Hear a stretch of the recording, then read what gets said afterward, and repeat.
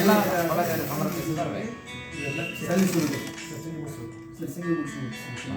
ನಮ್ದೆಲ್ಲ ಏನು ಕಂಪ್ಲೇಂಟ್ಸ್ ಎಲ್ಲ ಒಳ್ಳೆ ಸಮರ್ಪಿಸಿಡು ಅಲ್ವಾ?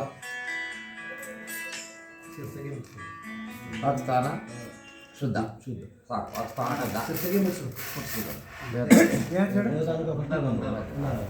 ವಾಕ್ಸ್ಥಾನ ಶುದ್ಧ.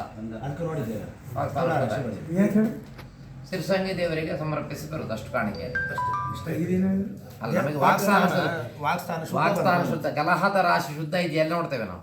ಇಷ್ಟಕ್ಕೆ ಪರಿಹಾರ ಇದು ಆಗಿದ್ದೀರಿ ಇನ್ನೂ ನೋಡ್ತೇವೆ, ಆಡ್ ಮಾಡ್ತೇವೆ ಅದಕ್ಕೆ. ಅದು ಸಾಕಂತ ಬಂತು.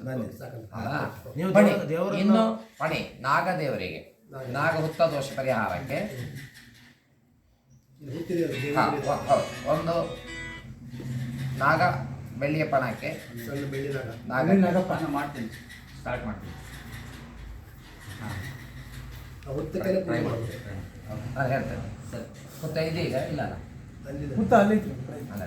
ಇಲ್ಲಿಯ ದೋಷಕ್ಕೆ ಪರಿಹಾರ ಮಾಡೋದು.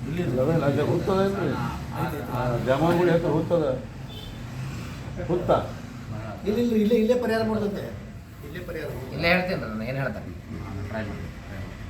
ಅವರು ನಮ್ಮ ಸಮಾಜದ ಅತಿ ಹಿರಿಯರಿಗೆ ಅವರೇ ಈಗ. ನಮಸ್ಕಾರ. ಸ್ಟೋನು ಮತ್ತು ವೈಟ್ ಸ್ಟೋನು ಸರೌಂಡಿಂಗ್ ಅಷ್ಟೇ. ಕಳಿಸಿ ಬೆಳ್ಳಿ ನಾಗನಿಗೆ 9 ಚಿಕ್ಕ ಮೊಟ್ಟೆ ನಾಗನ ಸಣ್ಣ ಬೆಳ್ಳಿ ಗುಂಡು ಸಿಗ್ತದೆ, ಗುಂಡು ಸಿಗ್ತದೆ. ಹೌದಾ? ನಾವು ಹೇಳ್ಬೇಕಾಗಿಲ್ಲ. ಬೆಳ್ಳಿಯ 9 ಗುಂಡಿಟ್ಟು ಮೊಟ್ಟೆ ಮೊಟ್ಟೆ ನಾಗ ಮರಿ ಮೊಟ್ಟೆ ಹೇಳ್ತೇವೆ. ಮರಿ ಮೊಟ್ಟೆ ಶಬ್ದ ಮರಿ ಮೊಟ್ಟೆ ಇಟ್ಟು ಬ್ರಾಕೆಟ್ನಾಗ ಬೆಳ್ಳಿ ಗುಂಡು ಅಂದ್ಬಿಡು. ಬೆಳ್ಳಿ ಗುಂಡು 8 ಸ್ಥಿರೇ ನವ ಇಂತಿಂತ ರಾಶಿ ಇಷ್ಟ ಅಂತ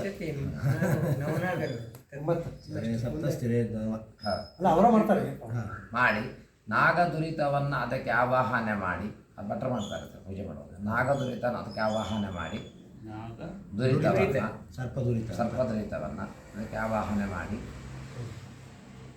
ಈ ಜಾಗದಲ್ಲಿ ಯಾವ ನಾಗದೋಷ ಇದ್ದರೂ ಪರಿಹಾರಕ್ಕೆ ಪ್ರಾರ್ಥಿಸಿ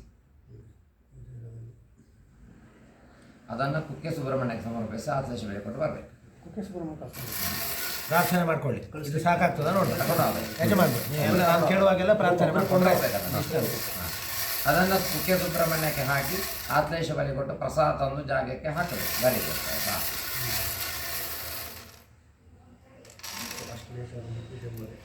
ಪ್ರಸಾದ ತಂದು ಜಾಗಕ್ಕೆ ಹಾಕಬೇಕು. ಮಾಡಿ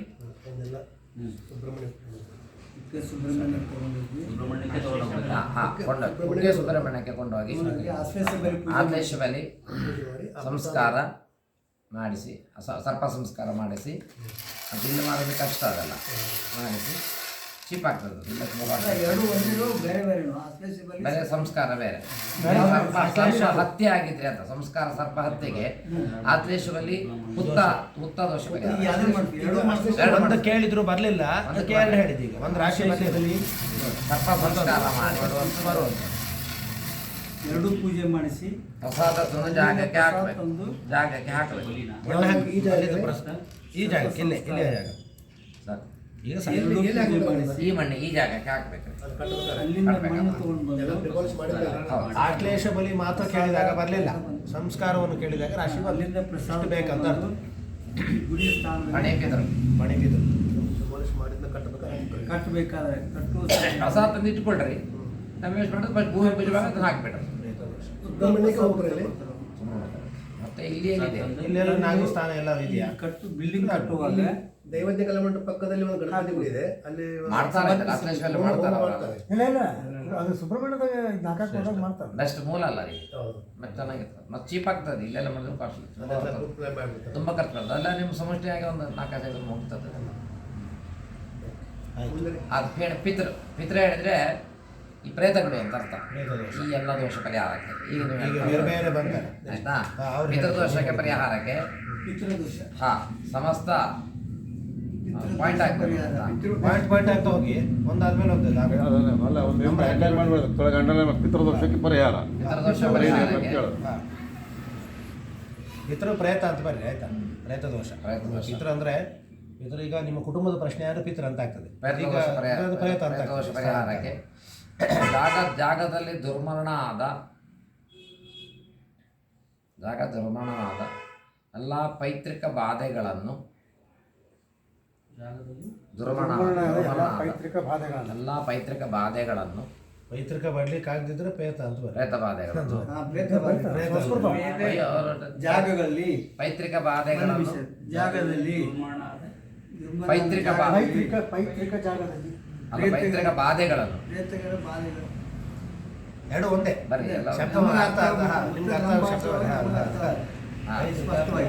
ಪ್ರೇತ ಪ್ರೇತಗಳ ಬಾಧೆಗಳನ್ನು ಬಾಧೆಗಳನ್ನು ಒಂದು ಚಿನ್ನದ ಚತುರ್ಬಾಹು ವಿಷ್ಣು ಪ್ರತಿಮೆಗೆ ಆಕರ್ಷಣೆ ಮಾಡಿ ಚಿಕ್ಕದು ಬರ್ತದೆ ಪೆಂಡೆಂಟ್ ಇನ್ನೊಂದ್ಸಲ ಹೇಳ್ರಿ ವಿಷ್ಣು ವಾಸ್ತುಪುರುಷ ವಿಷ್ಣು ಚತುರ್ಬಾಹು ಪ್ರತಿಮೆಗೆ ಸರ್ ಫಸ್ಟ್ ವಿಷ್ಣು ಚತುರ್ಬಾಹು ಪ್ರತಿಮೆಗೆ ಬರಿಬೇಕಾ ಅದು ಏನಾಗುತ್ತೆ ದೇವರಿಗೆ ಬರೀದು ಮಾತ್ರ ಇಲ್ಲ, ಇಲ್ಲ, ಅದು ಏನು- ಮುಂದೆ ಒಂದು ಸ್ವಲ್ಪ ಅದು ಗೊತ್ತಾಗುತ್ತೆ. ಬಿಟ್ಟು ಕೂಡ ಅದು ಮರಣ